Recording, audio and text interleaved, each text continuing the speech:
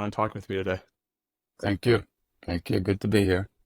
So I want to start at the beginning and just kind of work our way through. Just out of curiosity, what got you into Eastern thought and Eastern ideas and practices in the first place, way back? Mm. When I was in high school, a friend of mine gave me a book called The Gospel of Ramakrishna. And that's what that is a diary about that this devotee wrote about his guru, that after spending many years with his guru, he would he had perfect retention memory, so he used to write out everything that happened, and it was published after he died. And I guess I was always looking for a deeper connection to things, and I was always dealing with an inability to really get out of my head and into whatever I was doing. Mhm. My, you know, combination of stupidity and neurosis, I guess.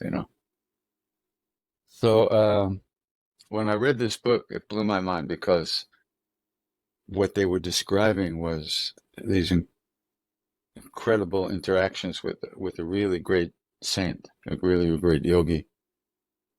Uh, it was amazing to me. It just like, and then from that point on, then I got autobiography of a yogi and Zen and Japanese culture, and then I Mhm. was gone. Yeah, what's interesting about that to me, and I've had an experience that seems like it might have been similar to yours in that you were always interested in music. And I have been too, and I've just recently, like, as I've stumbled into Eastern thought, for me, it seemed like I've just recently realized that both of them were actually getting at the same thing. And I used to Mhm. I used to assume that I was confusing like the method with what it was actually getting to. And it seems Uh-huh. like with music, like you're talking about this feeling of kind of like getting out of your head and like getting into what you're doing. And music has been like that for me. And then you start learning about these things and you realize that it actually does the same thing, but through words. Is that Yeah. is that a similar experience what you've had? Yeah, but you see, there is a difference, Okay. and it's a really big difference, actually. Um, Music is very powerful, and it can get you out of your thoughts, and it can uh, jumpstart deep emotional states and feelings. But what it doesn't do, it doesn't plant any seeds of freeing yourself permanently from the things, from all that stuff that causes us suffering. It's like it's more of a temporary fix. It's it's a temporary release. It's a pleasure, actually, is what it turns out to be. Gotcha. And we like pleasure. We don't like pain. Uh-huh. So we crave pleasure and we try to avoid pain. The problem is it's the craving mechanism, which is exactly the same as the pushing away mechanism. It's one thing. We want to hold on to pleasure and we want to avoid pain. It's impossible to hold on to pleasure for for more than I mean, if you're really good, maybe, yeah. But you can hold on for a while, but eventually it ends. Uh-huh. And when it ends, there is some kind of suffering. It doesn't satisfy the hunger permanently, right? That's the point. Yeah. So that's what I always say. So in Eastern thought, Eastern philosophy, and so-called Eastern spiritual philosophy, uh, the essence of everything we're looking for is already within us. And it's underneath the emotions, deeper than the thoughts and the feelings that come and go. it's a living, breathing presence or state of mind, state of consciousness within us. And the pleasure that we get from music and other experiences mirrors that, but it doesn't really tap that place because those feelings inside they don't begin and they don't end. There's no beginning. There was never a time when you were not here, nor will there ever be a time when you won't be here. But we don't know that here. Mm-hmm. That can only be known through what you could call intuition or a deeper kind of awareness or that kind of thing. So yeah, so they have in India and in the so-called East all kinds of methods to free us from the things that cause us pain, and one of those methods is mantra practice. Mantra meditation, the repetition of what in India they call the names of God, which simply means the names of your own true nature. And so, like when I chant with people, I always say the music. If a kid is sick and you want him to take medicine, you have to hide that medicine in a sweet syrup, right? Or the kid's not going to take the medicine. So the music is the syrup, but the name or the mantra is the medicine. They come together mostly, especially at the beginning, meaning the first 300 million lifetimes, because we don't want to take the medicine. We're too busy. So we look for pleasure, but in the pleasure of music, we're also sneaking in the medicine, so to speak, and planting those seeds. And those seeds are the seeds of what doesn't come and what doesn't go. That's who we are. Yeah. And if music was enough, every musician would be like happy, Right. I don't think so. Right. So it's the philosophy, the spirituality, those ideas, those seeds that you're talking about. It's like it's digging into a deeper, more fundamental level, and then like the music and the more pleasurable activities are kind of like a level or two above that's building on top of it. But if the seed's not really there, then it's not you're not going to get to the root issue. Yeah, yeah. The music and beauty and art, all those things they're in the world of the senses. You experience them through your senses. They can inspire deeper feelings, but it kind of depends on who made the art, who's making the music, what's their inspiration, where are they coming from, Uh, so, yeah. So it's just we're pleasure seekers, and we're pain avoiders. That's the way we've been brought up. That's the way the cultures are in this world. Pretty much everybody wants to be happy, and nobody wants to suffer. But we have bad aim. That's the deal. We try to grab the wrong things in the wrong way, and so we're doomed to failure in terms of if we're looking for happiness, so to speak, outside of us. It's just not there. Yeah. It's temporarily okay, but and then your girlfriend leaves you and you have a fucking nervous breakdown. What are you going to do? It's inevitable, or she doesn't leave you and you have a nervous breakdown. It's even more confusing. Yeah, I mean, there's no lack of confusion out there for sure. Yeah. So, how did your relationship with music change back at this point when you had first started reading these books?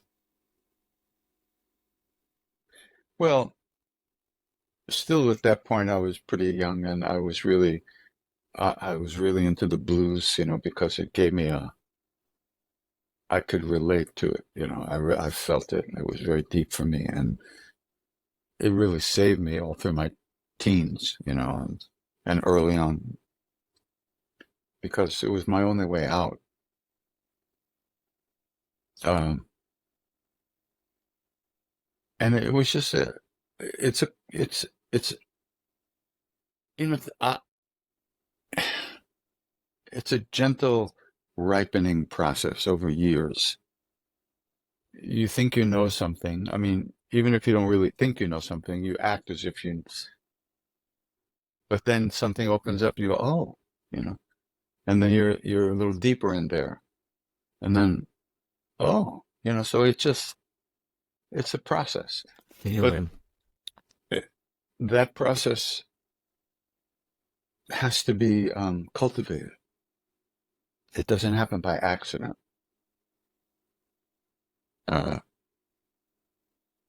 One has to cultivate and consciously seek something that's lasting and rich and giving. However, that doesn't mean that, the seeds that we planted in previous lifetimes can come to fruition right now. It's not like, and we go, oh, and you see that a lot, like somebody will be very involved in things and all of a sudden, wait a minute, this is not working. And how did they even recognize that? Because in the world, people get born, they graduate high school, they drink some beer and they die. And they're not here for a moment, So how does it happen that somebody gets born, graduates high school, drinks some beer and goes, wait a minute, what am I doing? Yeah. It's all lawful. But it's not so easy to see why and how those things happen. How do you interpret the Lama Surya Das idea that enlightenment's an accident? Lama Surya Das and I are very old friends, and he's real. The amount of practice that guy has done is unbelievable. He's really a special guy. What he means by that, I might imagine, is that enlightenment, you can't push a button and get enlightened. Yeah. Even if you sit down and I'm going to meditate myself to enlightenment, it's not going to happen. So when it does happen, it's accidental in the sense of that you didn't do it. Right. Because you will never get enlightened. Enlightenment is when you are not there anymore. Right. When you become transparent. When who you think you are has become transparent. But we think we're the doer. We think, you think you're doing this, I think I'm doing this, So we're fucked right from day one. There's nothing we can do about that. But through practice, our experience actually changes. It will change. We will experience this differently. And who you think you are and who I think I am, it seems that they're meeting, and it seems like we're seeing the same thing in each other, but who knows, right? Who knows what I'm seeing, what you're seeing? So in the sense it's accidental, is that you can't cause it. You can't cause enlightenment. Enlightenment is already, but we're not aware of it. So in order to recognize that awareness, practice is necessary. But don't think that you're going to make it happen by doing practice. It's going to happen when you finally see through you seeing through who you think you are. But yeah, sorry, go ahead. God, yeah. So we plant these seeds, and then we don't stand over them to see if they're growing. We plant the seeds and we go on with our lives. But the seeds do grow, and they grow, and they come to fruition. And as they do, the way we see the world, the way we see ourselves, the way we see our lives actually is transformed little by little. Yeah, and if you see something differently, you act differently. Mm-hmm. Yeah, there's such a funny subtlety and kind of paradox to these things. So you're talking about so long as you think that there's some kind of you that's like attaining enlightenment or like trying to get the thing, then it's just not going to happen. But it only happens once you slip out of it in a way that like it's hard to even comprehend or realize because it means that like you have to kind of in a way at least temporarily disintegrate the thing that you've been identifying with the whole time. So it's hard to even try to describe what you're talking. Like I think I get it, but not Mm. really, because it's like it's so weird to try and think about. It's almost as if like the Yeah. second that you try to think about it, it disappears. Yeah. Like Ramana Maharshi was one of the greatest saints that ever lived. He used to say, asking the mind or the ego to kill the mind or ego is like asking the thief to be the policeman. There'll be a lot of investigation, but no arrest will ever be made. Yeah, You know, it's like that. So that that's kind of the way it is. So one has to just kind of try to get through the day and keep breathing, and that leaves room for a lot of things to happen. yeah, yeah. I'm curious about when you first heard about from your friends Ram Dass coming back to the United States, and they were talking about they were going to go over there, and you didn't want to go. What was going through your head when you first heard about him? I wasn't interested in any white yogis. I Yeah. wanted the real thing. Uh, who gives a shit about this asshole, you know? So, but when they came back and the guy stepped out of the car and turned around and looked at me, there was light shooting out of his head. I went like, "Holy shit! Give me the directions. I'm leaving." You know. So, and of course, it turned out later that they had they had gone up to see him, and then they had dropped acid and been played around for 2 days, and they were still kind of coming down by the time they got back home. So, but it was okay. It got me there. Yeah. Tell me about that first experience when you first met him, you first walked into that house. What was that like? I was very, maybe still am, kind of a cranky guy, you know? And so I drove up there. I drove all night through the huge storm, and my car's heater didn't work. I had about 40 cups of hot coffee chocolate. It was so cold. And I got there, and there was snow everywhere.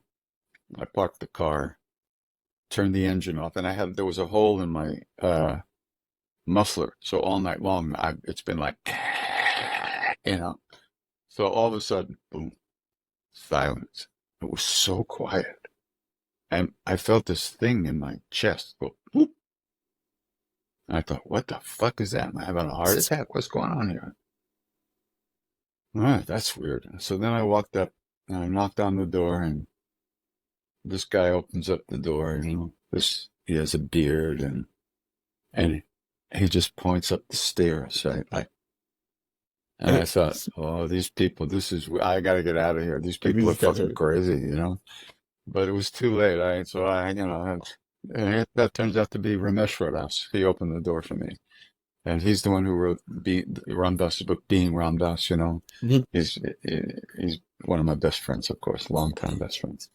So, I walked up the steps and kind of into this loft room.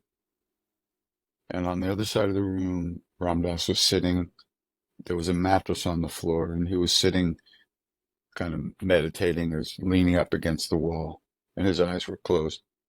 The minute I walked into that room, my life changed.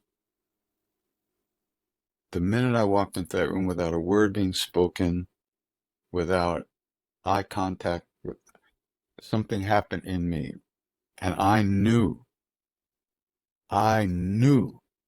that whatever it was I was looking for, it was real.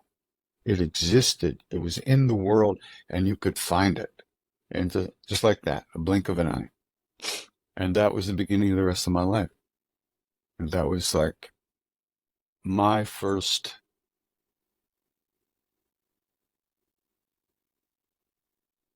non-drug induced experience of the presence of my guru.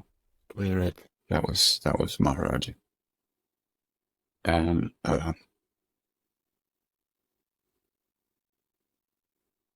that presence has never changed.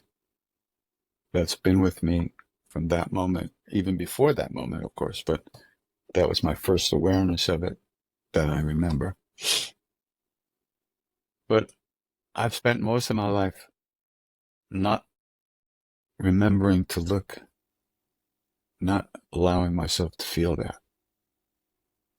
which is interesting. My karmic package has so much habitual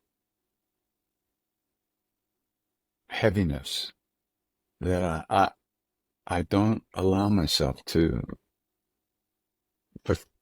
partake of the meal that's on the table. It's very interesting. Yeah, that's an interesting way of talking about it, saying that it was, because we hear a lot about this idea that it's always there, and you're saying, that it had always been there, but you hadn't allowed yourself to look for it until you're in the presence of him. Was it that, and the same thing with Maharaji, was it that you're around somebody that was finally like allowing themselves to be in that place without like taking themselves out of it? Was it just like you've finally been around somebody? Because it's a very abnormal state, at least in my experience, like living in the United States. Like I've been around very few people, if anybody, who's been like what you're describing, that's really allowing them to like sink into this place, because we're all kind of like wrapped up and like chasing these different things. So it was Yeah. just like somebody giving you, just in the way that they were living, somebody giving you permission to like sink. No, that's too complicated. Okay. It was just, he was in it. I felt it. Now, he wasn't always in it. I Right. mean, he wasn't always aware of it himself. He went through his own stuff. Uh, he had his issues. Ram Dass did over his life, for sure. Mhm. But Maharaji, see, this is the part that could get a little bit difficult. Maharaji was using him, was transmitting through Ram Dass. He had merged with Ram Dass, entered into him, opened him up, and he was flowing through him. Just like when we sing together, he flows through the voice. Um, so, I mean, there are a lot of people who meditate. There are many people who do practice, and that's all good. It's all useful, it's good, and you have to. This is a little bit different in the sense that this is what they call transmission. This is, this is the grace and the blessings of a real guru, not not a wannabe. This is the real thing. So, and you can feel Maharaji in it. He's always transmitting. All we have to do is think of him, and and we can feel something. And he said, see, now we're in a whole different ballgame here. He said, once I take your hand, I never let go. Even when, not if, even when you let go of mine. And he also said, when you think of me, I'm there. Well, who could say something like that, right? This must be somebody who is merged with the soul of the universe, who is become, because your soul, my soul, whatever a soul is up to, that's a whole Right. philosophical Yeah. discussion that never ends. But let's think of it as there's a moon, right? And the moon is reflected in many different ponds and pools and lakes. Each one is different and the same. It's the same light, right? So a great guru and a realized being knows themselves to be that light. They're not, they're not identified with the differences. They know themselves to be that one light that's reflected in the pool or the lake of each person's heart. So this is who a great saint really is. And those great beings can do whatever they need to do for us, because that's the only reason they're here, by the way. It's because we don't know shit. We're suffering. So they have to be here because they have compassion for us. They have real compassion, and they care, and they want to help us get through our nonsense and get over our suffering. Why? Because they're not different than us. And if we're suffering, they're suffering.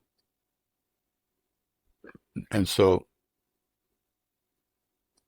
it's natural. Real compassion is natural. You don't have to fake it. Yeah. When you see, for these great beings, compassion is the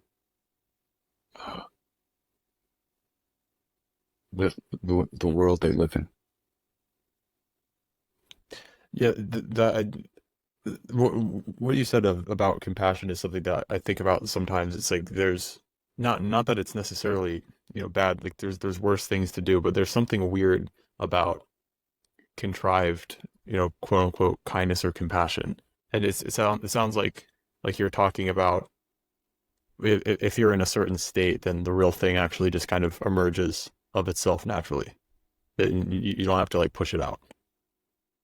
Yeah, uh, I know what you're talking about is like the Salvation Army kind of compassion, out to save the world kind of compassion, which is really self-centered, and it's not really about other people. It's about making myself feel good. I'm the savior. I'm going to help everybody. I'm going to do this. On the other hand, if somebody's hungry, you feed them. How Right. hard is that to understand, But do people do that? No. Rich people with money, they want to protect their money. They don't give. It's very interesting. You know what they say? They say if a person has money, a person has stuff, it's because they've been generous in a previous life. And so here now, there are people with stuff who aren't being generous. So what are they doing? They're burning the karmas that they themselves created that got them the stuff. And they're not creating more karmas for more stuff in another life. It's interesting, huh? And that's because of a lack of understanding the way things work. What's the way that you think about karma? Because I hear it interpreted in a few different ways, and I'm not, this is anytime that I venture into these kinds of ideas, it's always interesting because it's always like I think I know Mm-hmm. what it means, and then I hear like different interpretations, and I realize that there's usually more to all of these things than I thought. The first thing about karma is that what they say, only a fully enlightened being can understand it. They say it's too vast. They say we've all been everything to every other being in the universe. Mother, father, enemy, brother, sister, lover, murderer, everything. We've all been everything to everybody over endless, infinite lifetimes. So understanding the ways karma works. And they say there's two kinds of karma. There's the big package, all your karmas. Now what? Okay. And then there's the package, the little package of what you're going to get to work through this life. So, what is a karma? A karma is a seed, you could say. Every action, every thought, everything you do is you plant a seed. For instance, uh, if you want to be happy, well, no, let's not go there.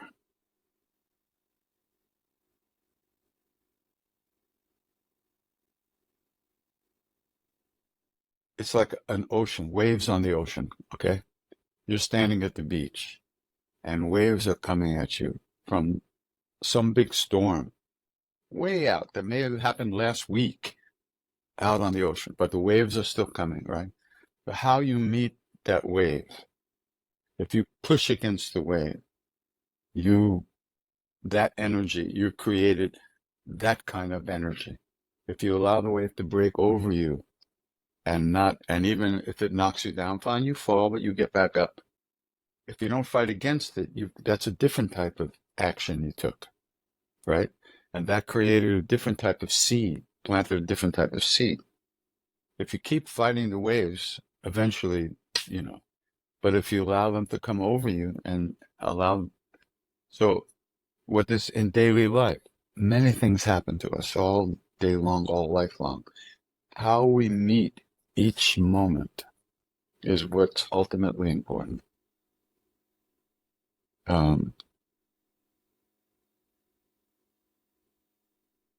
Because we identify with our egos, because we think we are who we think we have to protect ourselves. We need this much food. We need this much money. We need to lock the door so nobody steals it. We have to, we live inside of this prison of me. And we do everything we can to keep it pleasant, full of pleasure and no pain, and protect it from the outside world. That's a whole karmic predicament that sets us up for a lot of intense stuff, right? We walk through life, we're protecting ourselves, worrying about other people, how we this. So cause and effect. If you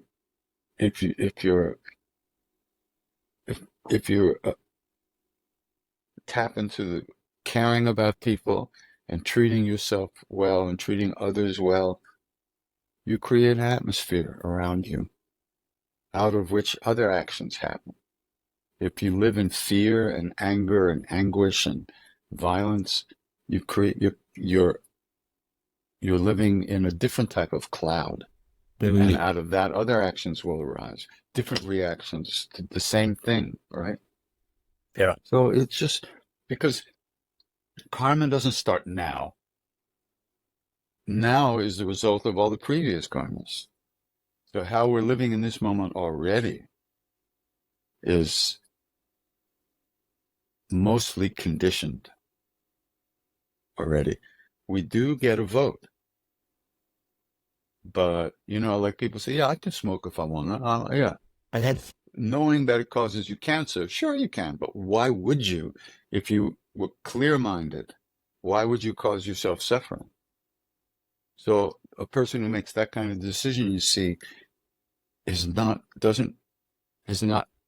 seeing things clearly. And out of that delusion, a lot of choices are made that causes suffering. Mm-hmm. So, Maharajji used to say, it's better to love everyone than try to figure it out. And really, this is complicated stuff. I want to recommend a great book for you. It's called, my friend Robert Svoboda, Svoboda. He's a Vedic astrologer and a Ayurvedic doctor, an incredible practitioner, spiritual practitioner. He wrote a series of books called Agora, Aghora. They're very far out. But the third book of the series is called The Laws of Karma, and it's fantastic. Cool. Read that book. It's really, really amazing. I'll check that out. His guru was, his teacher used to own racehorses. And he used to race the horses because he knew that those beings owed him money. And by winning the horse race, they would get a chance to pay him back and free up the karma between them. Not that it would make him money. That wasn't the important thing. The important thing was breaking the knot, the karmic knot that held them together, freeing them. It freed them and it freed him. It's really, really cool stuff. Cool. On that topic of you mentioned smoking.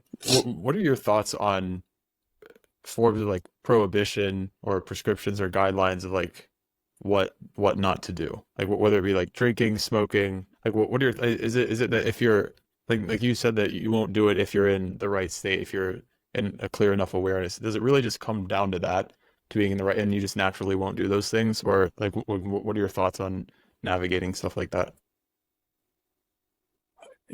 I was never a really big hash smoker. I smoke once in a while. But one day Maharaji he said, he looked at me, he said, don't smoke hash anymore. I said, okay. And then I went, Jesus. I said, Maharaji, what if like I'm back in America and I go to a party and somebody offers me some hash to smoke? Well, and he looked at me and said, if you can't do a little thing like that, how will you ever find God? And he laughed. I mean, it was an intense moment. Um, and he said, LSD, which he called the yogi medicine. The yogi medicine brings you into the room with Christ, but you can't stay. Yeah, But it's good for beginners. So uh, you have to recognize that one could examine one's motivation. Are you self-medicating because you can't deal with your anxiety? And okay, so where does the anxiety come from? Wouldn't it be better to try to relieve yourself of the cause yeah, than keep trying to cover it up, which is not going to work anyway, really very well? So it's just up to an individual, Mostly people self-medicate because they can't deal with shit. It hurts.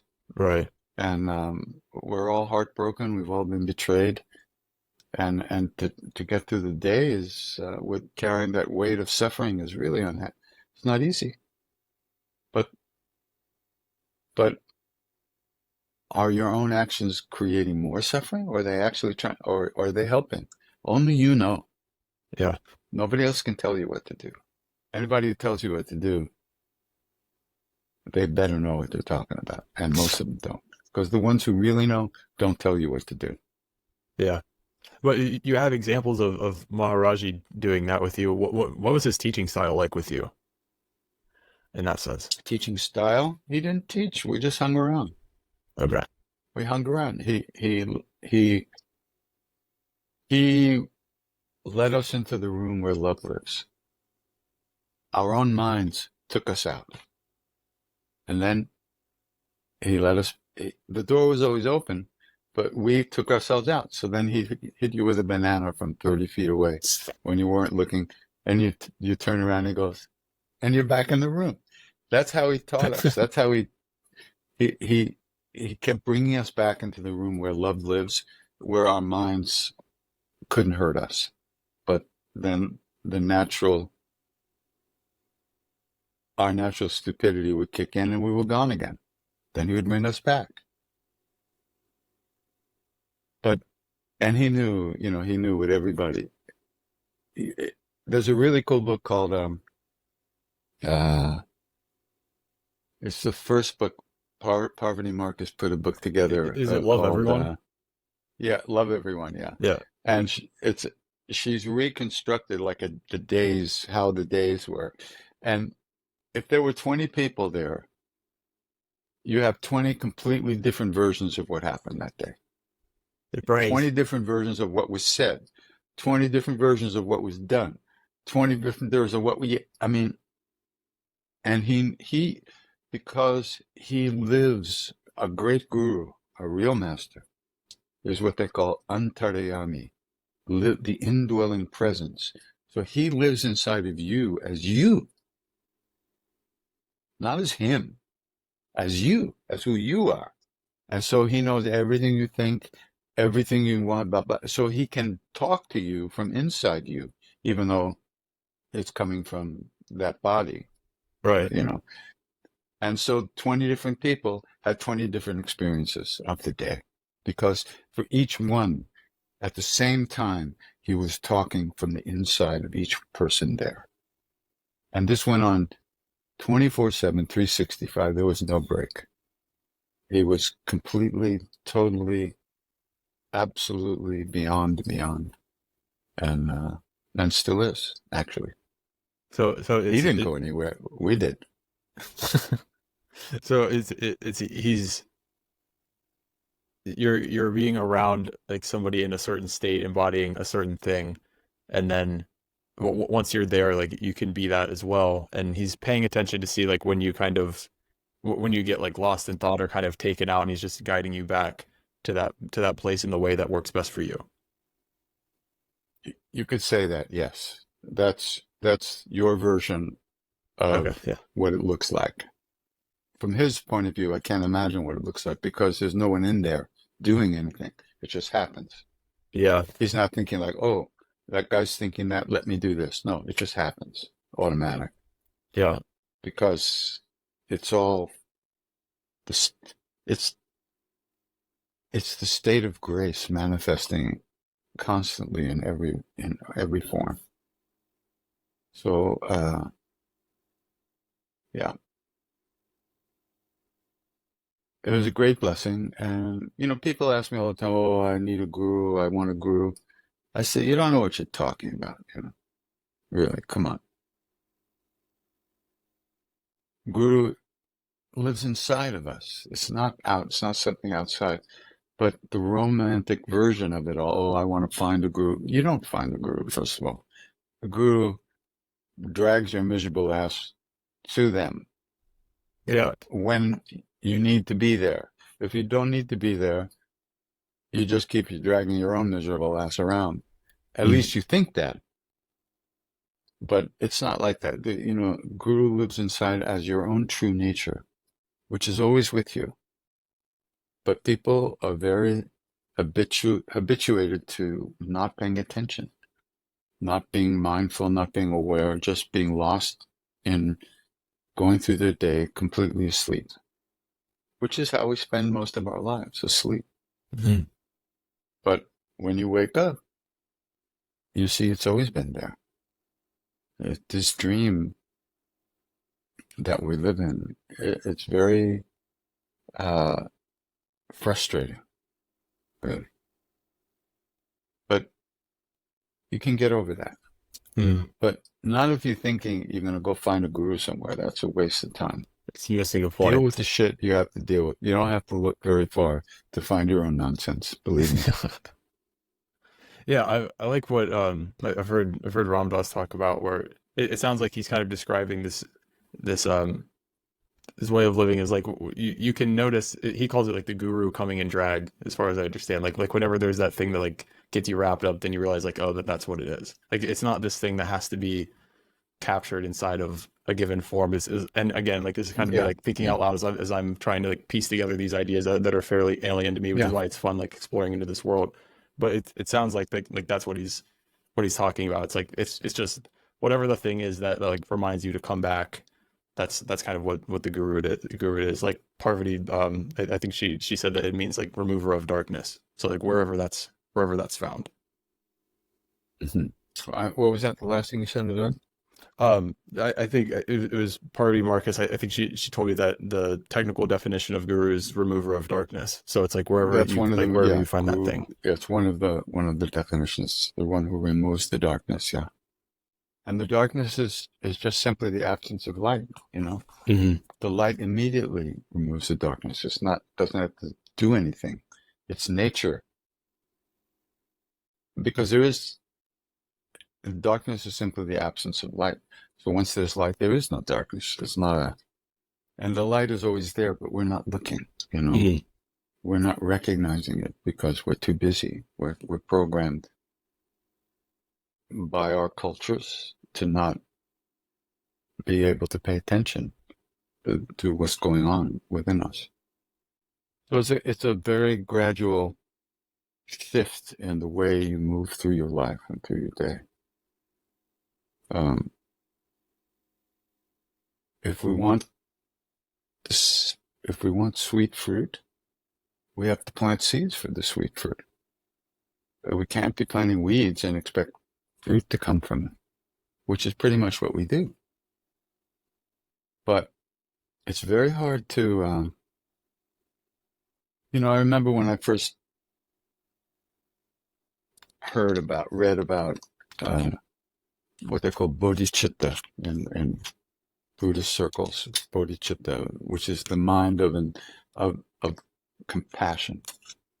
and caring. Uh,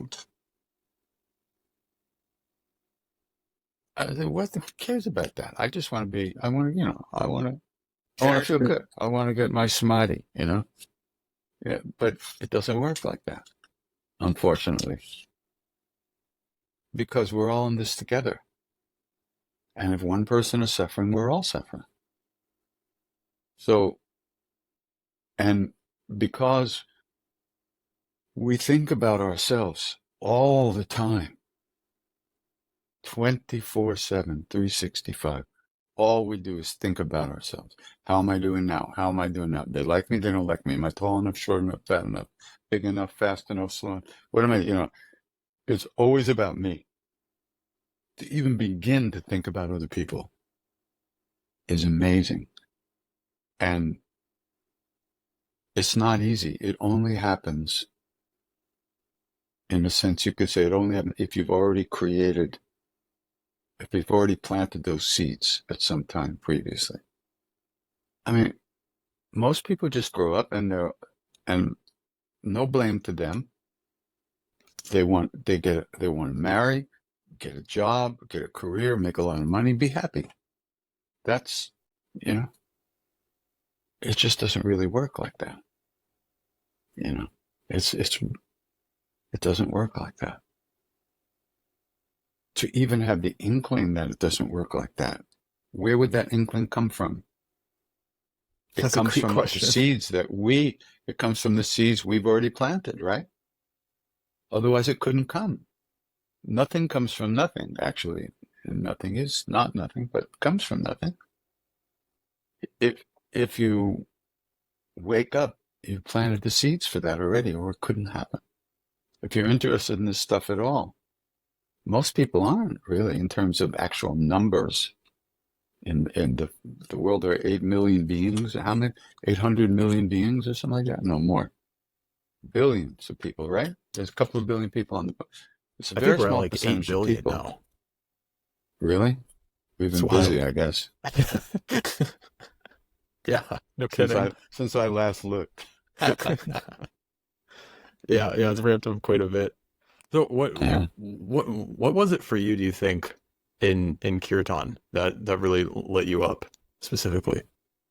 Well, like I told you, I love music. I was always played music and singing a lot. I loved it. And, um, but it wasn't until I was in India and I heard chanting there one night as I was walking around the town I was in late at night. And I just went, what is that? I had never heard anything like that. Rock and fucking roll. I could not believe it. I just stopped. I just was paralyzed. And I was just standing there and some guy was going into the temple and he dragged me. Hey, come on, come in, like this. And I just sat there and these guys were rocking. It was unbelievable. And the minute I heard that, I knew I could do this. This is for me. And that's it. Nothing's changed. That's it. Yeah. I, really, really blessed.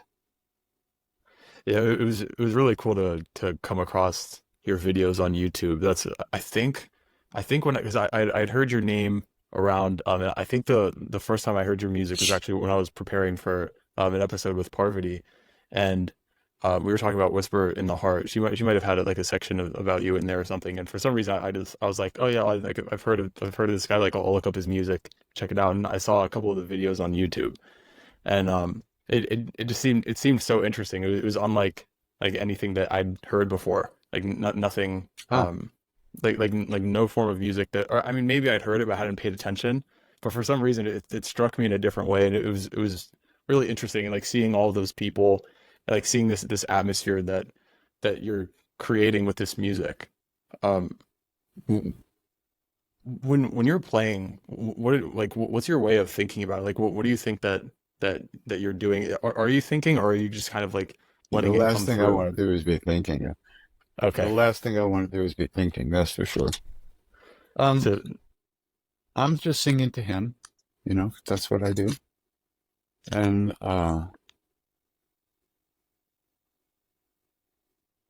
chanting brings me deeper and deeper into that loving presence. And that's where I want to be. And so, but the trick, the catch 22, is I don't even know if young people know what that means anymore. yeah, we But use that one. okay, good. The catch 22 is I had to sing with people, not in my room, not alone. Uh-huh. That was the epiphany. I was in my apartment in New York, and I was very depressed, very unhappy. And I walked from one room to the other, and I was struck with the understanding, if I did not sing with people, I would never be able to clean out the dark shadows in my own heart. And it was obvious that that's where the suffering was coming from. It wasn't anything outside of me. So if I was going to live, I was going to have to sing with people, not alone. So it took me a while to get with the program. Well, But finally, I I'm didn't glad have you much do it. choice. Thank you. Yeah. Well, me too, to tell you the truth. I'm glad. Yeah. I'm glad. Yeah, so I'll have your site and your channels and all of that linked in the description for those who want to check it out. Outside of in the book, outside of that stuff, is there anything that you'd like to let people know about? Thank you. I also wrote a couple of books that you might be interested in, especially the one, Chants of a Lifetime. Yeah, I read If that one. yeah. I also made the audio book, which I rewrote half of the book, so it's probably better. Oh, But I don't did tell on them. Audible, so that works. Don't tell them that. Okay. You're not supposed to do that. But I just Okay. went, who wrote this shit? I can't even understand what this is. So I just redid it. All right, cool. That sounds good. So, thanks so much for coming on today and talking with me. I really My appreciate your pleasure. time, Nice to meet you. and Yeah. you too. Yeah, it's been fun. Columbus, So, thanks Ohio. a I lot. don't know. Did I sing? I sang in, after Cleveland, we went to 1 year. I think I might have sung in Columbus once at Cool. the Masonic Hall. Is there a big Masonic Hall there somewhere? I don't know. Might be. Columbus, Ohio. I think I went there from Cleveland. It's a few hours from Cleveland. I think we drove Mhm. there long time ago. Swing back around. Come Yeah, we'll come see. back through. The swing has gotten much bigger. It takes longer to get back around now, boy. I'm sure. Takes Yeah. years. Yeah. But it's all good. It's all good. Yeah. Well, thanks again. I really appreciate it. So it was great to Yeah, meet you and thank talk you. to you today. Anytime. All right. Take good care. You too.